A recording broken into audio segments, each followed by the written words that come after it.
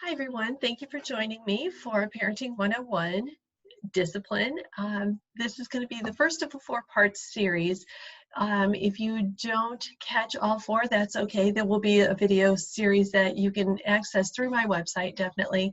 But for tonight, we're going to talk about discipline, what it is and what it isn't, understanding your child's behavior, because of course, once we understand them, then we'll be able to help them through their hard parts of the day. And then I'll also explain the goals of misbehavior, because that's really important that we understand why our kids are doing what they're doing. Um, I'll talk a little bit about a parent's role in this whole process of discipline and give you one of my favorite, the ABCs of parenting, which is one of my favorite skills, excuse me, to teach. So, and it's something that I teach with all of my coaching clients, so I'm happy to share it with you too. So we're going to start with what is discipline and what it isn't. So when we think about discipline, I want you to think about the Latin word for teach, because that's what discipline is. It's all about teaching. It's looking for those teachable moments. So, a lot of times parents struggle between the punishment piece and old school, and I was raised old school. Punishment and discipline used to mean the same thing, but we've separated those two out. When we look at a punishment, we're really showing that we're in, we've got the power, we're in control, and that's really not going to set you up for success, nor will it set your child up for success. Yes, we do have to be the leaders of our family, but there's that dictatorship piece that comes with the punishment piece, and sometimes there's a lot of shame associated with it too. So we want to switch that into really looking for teachable moments. And all day long we have teachable moments. No matter how old our kids are, there's those moments where we can jump in and kind of redirect them a little bit. So we also want to think about the idea of when we're disciplining, it's a teachable moment for our kids, but it's also a teachable moment for us. So one of the things I frequently tell parents is that we need to learn to listen to learn about our kids and not lecture. So listen to learn, not to lecture. So often we go into lecture mode really quickly because we're either in a hurry or we're frustrated with our kids and haven't I told you 12 times not to do that, and we go into lecture mode. That doesn't give your child any input in any of this, and it puts them in that lack of control, and we really want to empower our kids to choose appropriate behaviors. So listen to them and say, why would you do that? Like, why did you think that was a good idea to hit your sister? It's in really the ABCs at the end that I'm going to teach you, we're going to talk about their feelings. Little kids have big feelings, and sometimes they don't know what to do with those.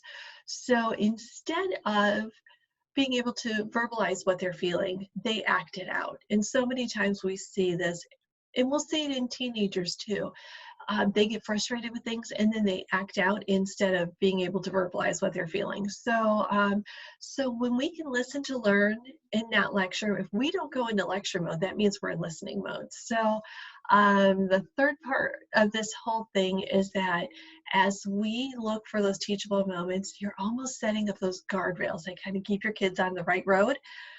They don't slam into the mountain, they don't fall off the mountain. They're in that happy pathway that we want them to be in. So really, when we think about discipline, it's really about setting your child up for success. We're setting them up to make really positive decisions, and decisions that will then help them grow as individuals. So discipline is all about that teaching piece.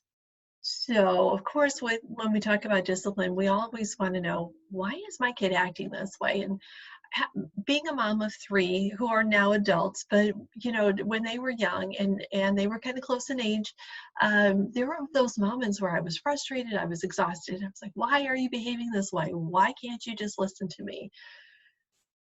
As I got older and started really paying attention to the kids, and then um, as I became active in the whole process of being a parent educator and then a coach, it really kind of started to come to me that really kids have a reason why they misbehave. And there's three almost pockets that we can put their behavior into. So it might be a lack of knowledge. If a child is in a new situation, or they're around new people and they're not comfortable, if it's a lack of information. I don't know how to behave right now, so I'm just going to shoot for it and see what happens, and then we come in and we discipline them. So when we teach our kids, this is what to expect when you go into a situation. And I've shared when I teach in person, I frequently share the story of when my father-in-law passed and our kids were very young, but we were going to go to the wake and then the funeral. And so I had to sit down with the kids and explain to them, like, when we go in, this is the behavior that I'm expecting from you. This is what you're going to see. I wanted them to have as much information as they could so that this new situation wouldn't be so scary. And I told them, look, you're going to see some people are sad, they're crying because we're going to miss Grandpa, but you'll also hear some people laughing and sharing stories about him too. Both of those are okay. However you're feeling at the moment, that's okay. I told them what they're going to see. There's going to be flowers. I explained to them, what they would see with him there. The more information I gave them and prepped them with, it made it a less scary situation, and they had the knowledge. They understood this is not a place where we can run around. This is not a place where we could use our outside voice. We can sit down and color. We can sit down and play with our toys. We can hang out with Mama, and just kind of hold her hand and sit with her and chat with her. So we gave them that knowledge, and then they were able to live up to it. And not only that, but they were able to go in prepared. So kids misbehave because of a lack of knowledge. Something else another reason why they misbehave is a lack of courage. It's something's out of their comfort zone. And, if you've got a kiddo who's a little more reserved as it is, if it's something out of their comfort zone, they may act out, they may push back, they may fight you on the idea. They're fighting on you or fighting with you on that idea because they're unsure what's out there. They're unsure what's outside of my comfort zone. If I step out of my boundaries, then what might happen? Because my boundaries are my safe space. If I step out of my safe space, then what? They might get a stomach ache, or they feel their heart beating really fast. And of course, they don't understand what that means. They just know that something doesn't feel right. So it's a lack of courage that sometimes then they'll misbehave and or they won't live up to our expectations. It's just because they're nervous, or they're not sure exactly what I'm supposed to be doing. And I'll be honest with you, as an adult, there's times where, because I'm an introvert, so to walk into a room, a big room of people, even for networking, I always look for the familiar faces first, because otherwise I feel out of my comfort zone. So, but then I look for somebody else out of their comfort zone, and then I zone in with them and say, okay, you're my people, because we're both, uncomfortable right now. So, but it's that lack of courage that I'm afraid to step out of what my safe zone is. The third reason that kids misbehave is a lack of positive thinking. And we may not see this in our younger kids, but as we hit the preteen teen years, this is so prevalent. And I work part-time for the school district, and I see this a lot in kids that get caught with a bad decision at the high school level, and they get suspended. And then we talk about this stuff, and we talk about, what was going on that you thought that was okay, or what were you fighting at that point? So many times it's a lack of positive thinking. The phrase that a lot of kids use is, I'm just not smart enough to be in that group, or I'm not pretty enough, or I'm not athletic enough. We hear that a lot from our athletes who, they're pretty good at what they do, but they know there's people that are better than them. They struggle with that. It's uncomfortable for them, and I'm not good enough. Why, should I even be on the team? Younger kids may go into a classroom and look around and say, well, I'm not as smart as everybody else. Or they may be really good at science and really struggle with math, and they'll say, well, I'm good at that, but I really am not smart at math. And that then affects their self-esteem, which then affects their behavior. So understanding misbehavior, three things: knowledge, courage, and positive thinking. one of those is lacking, it might be a couple of them put together. So when we take a step back from in our parenting role and kind of watch our kids, we need to think about, is this situation that we're going into today, is this something they'll be uncomfortable with? Is it a new situation? Sometimes they just need a reminder of the fact that, look, these are the expectations before we go in.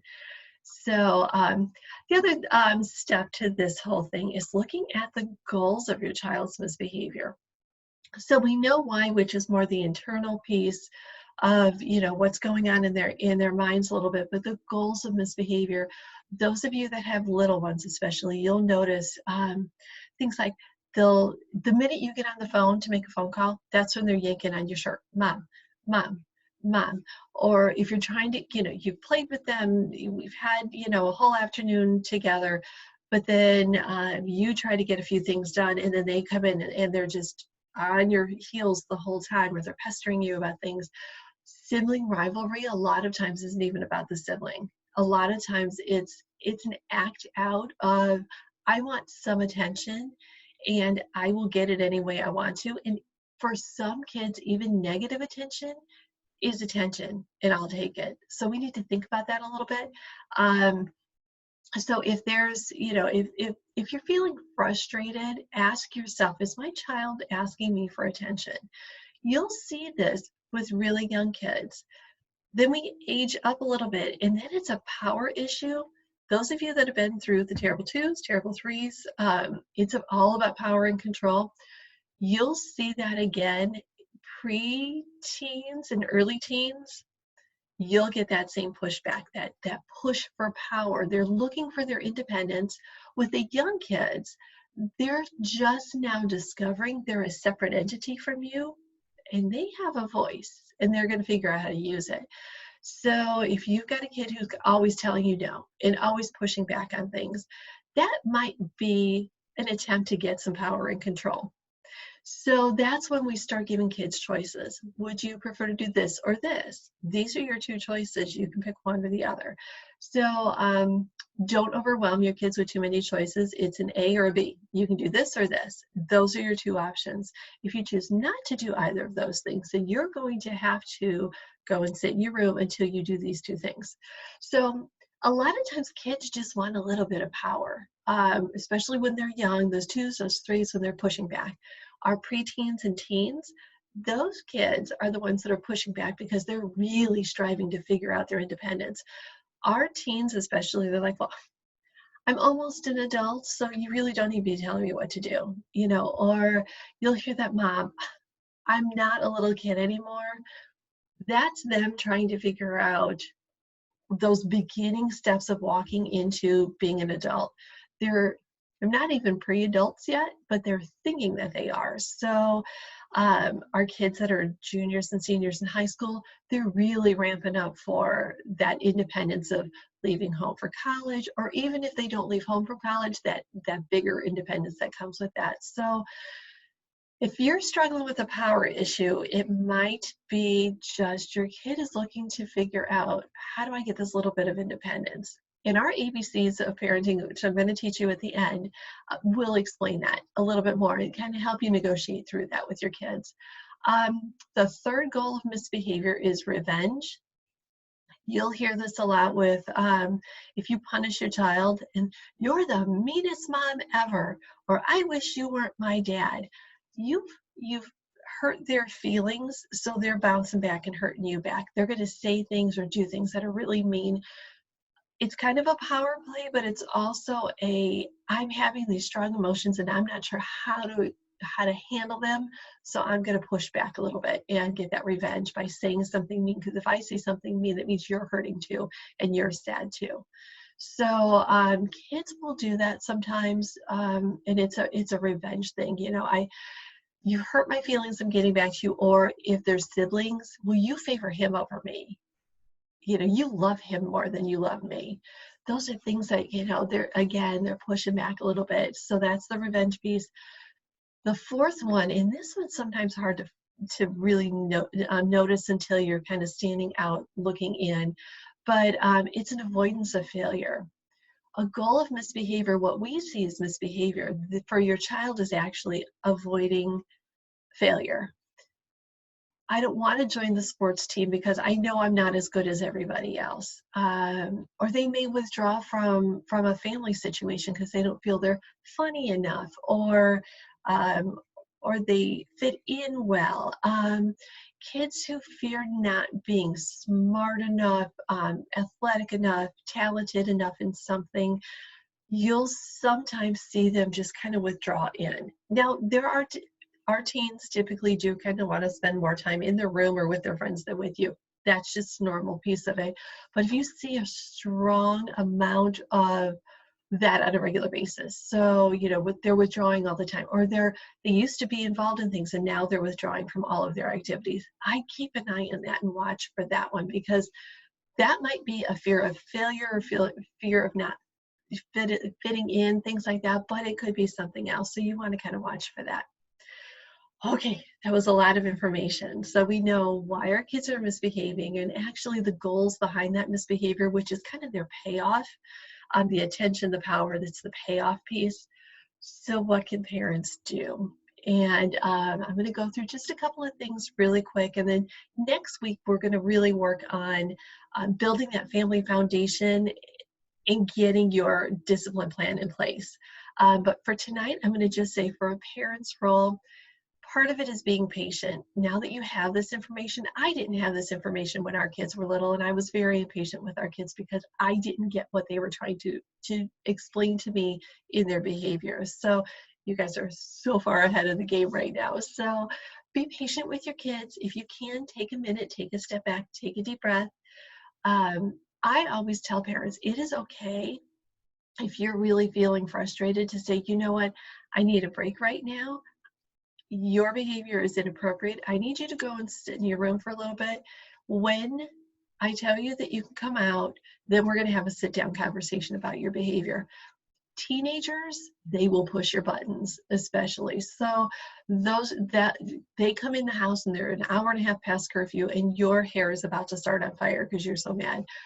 Sometimes it's really good especially for our teens, to say, you know what, we are not going to have this discussion right now, but first thing tomorrow morning, we're going to have a sit down because this is unacceptable. Part of this, and my parents used to do this too, is to let the kids stew a little bit and let them be really worried. It also gives you a cooling off period. If you've got young kids, sometimes we just need to say, you know what, I need you to go and play in your room for a few minutes, and then we're going to talk about this. If you're really feeling irritated and you feel like you might be reactive in a situation, it's okay to take a breath. It really, in fact, I recommend that you do. So give yourself some grace. It's parenting is 24/7 and it's hard. So give yourself that grace. Another thing that we need to pay attention to is our parenting style. Are you a dictator? Are you a doormat? Are you somewhere in between? We really kind of want to be somewhere in between, but in all honesty, there's times where we're a doormat, like, I don't care, go ahead. If it's something small, you might say, you know what, yeah, you can have another half hour of TV time because we need a break. That's okay. Being a dictator, there's that stringent rules. Sometimes kids will push back from that. So we need to find a little bit of flexibility. So if you can kind of find that happy medium between doormat and dictator, that's your sweet spot for parenting. Modeling. Make sure that your words and your actions match.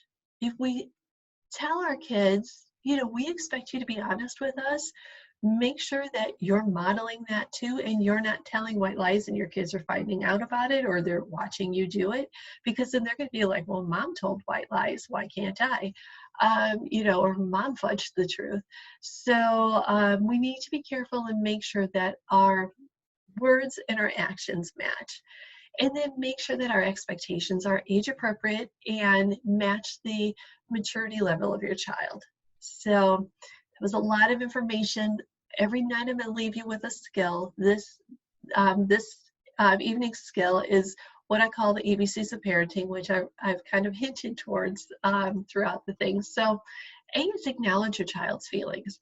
Sometimes just that gives you a window into what your child is feeling, and it also kind of ramps us back a little bit from that anger piece of parenting. So the other part of that is think about when someone has said to you, oh, I can see why you're really upset about that. Doesn't that make you feel better? Like, oh, somebody else gets it. So if you can just acknowledge your child's feelings, I understand that you're frustrated that your sister's getting into your stuff.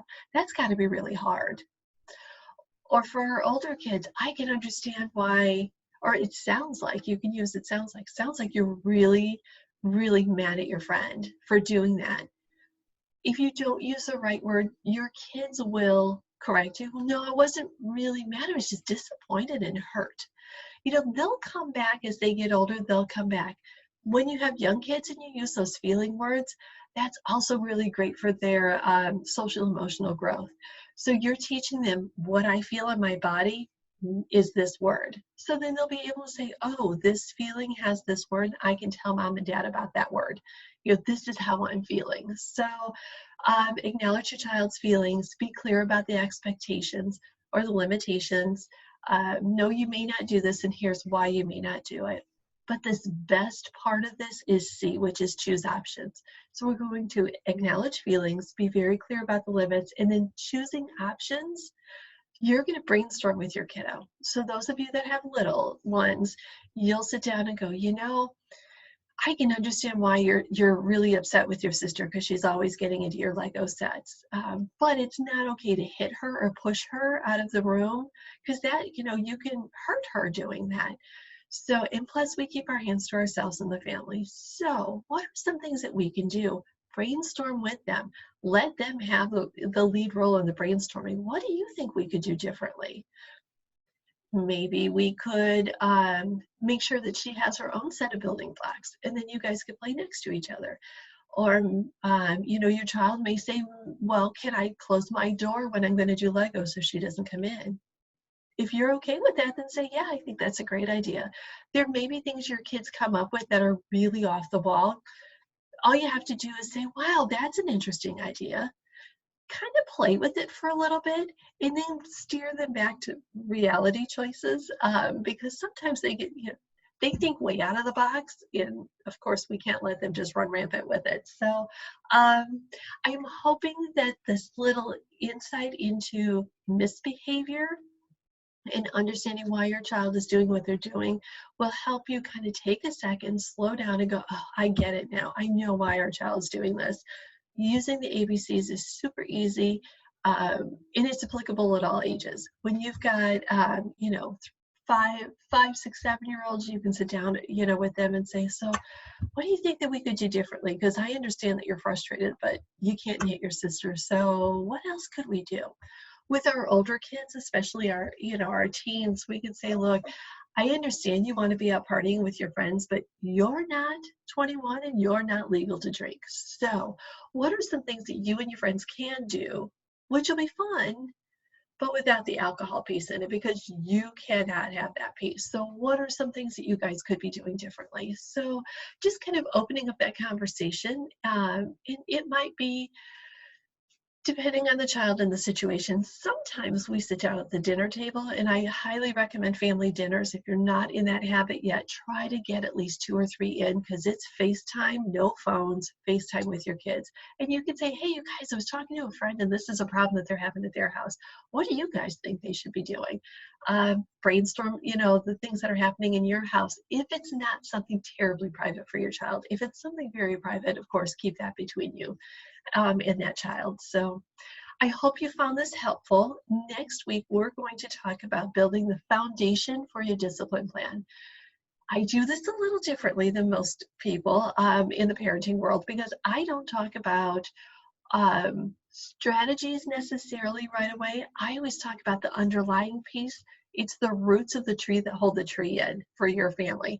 So we're going to talk about clarifying your vision of what you really want. So 5 years from now, what do you really want? When we know what we're shooting for, then we lay a game plan to get you there. So we're going to talk about family vision. We're going to talk about developing your family values. We're going to define them and we're going to refine them. And that's something, especially with step couples, there's a lot of push and pull on family values. So that's something I really want to focus on next week. And then clarifying those goals. How are we going to get there? And the expectations of what to do with this new information. So I hope you'll join me next Thursday. I look forward to seeing you all again, and thank you for joining me tonight, and have a great week, and I will see you next Thursday.